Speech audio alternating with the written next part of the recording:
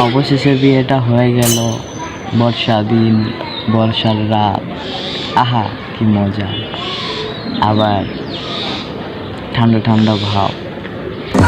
প্রথমে কেমন জানি লাগতেছে বাসার রাত যাইতে, কি যে করব আমি বুঝতেছি না। পরে ধীরে ধীরে গেলাম, যাওয়ার পরে আমার বউ আমাকে সালাম দিল।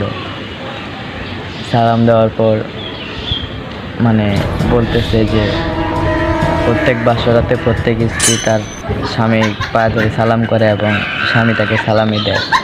এখন যেহেতু সে সালাম করছে, তাকে তো আমাকে সালামি দিতেই হবে, এর কোনো অপশন নাই। পরে আমি দেখতেছি যে হ্যাঁ, আমার পাঞ্জাবির তো পকেট নেই, তো এখন টাকা কি একটা অবস্থা। তারপরে আমি কি করলাম, বললাম আমার কাছে টাকা নাই, পাঞ্জাবির পকেটও নাই। সে বললো প্যান্টের পকেট আছে। তো ভালো কথা, প্যান্টের পকেট আছে। তো প্যান্টের পকেটে দেখলাম সেইখানেও টাকা নেই। কি করা যায় এখন। আর বউটা বললো আর কি যে তুমি টাকা ছাড়া বাসরাতে আইছো, এটা কোনো কথা? যাও টাকা নিয়ে আসো, না আমি ঘুমাই পড়বো। আহা, আমি তো ভীষণ বিপদে পড়ে গেলাম। এখন কি করার?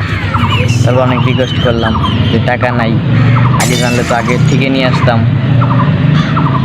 তো এখন বলতেছে যাও আমি চিপস খাবো, চিপস খাইতে খাইতে গল্প করবো সারা। এখন বলতেছি হ্যাঁ, এত রাতে আমি চিপস কই পাবো? তো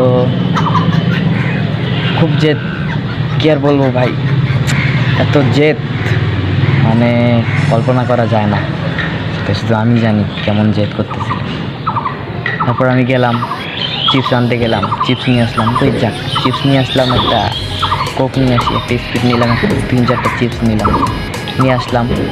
আসার পরে দেখি গেট লাগানো, বাসা ঘরে গেট লাগানো। কেমনে ঢুকি আমি?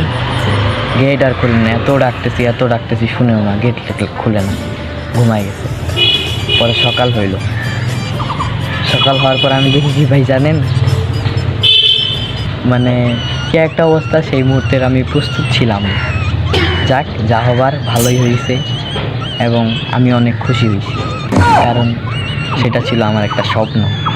কারণ বাস্তবে যদি আমি এমন বউ পাইতাম, লাইফটা ভাই তেনা আর কিছুই থাকতো না।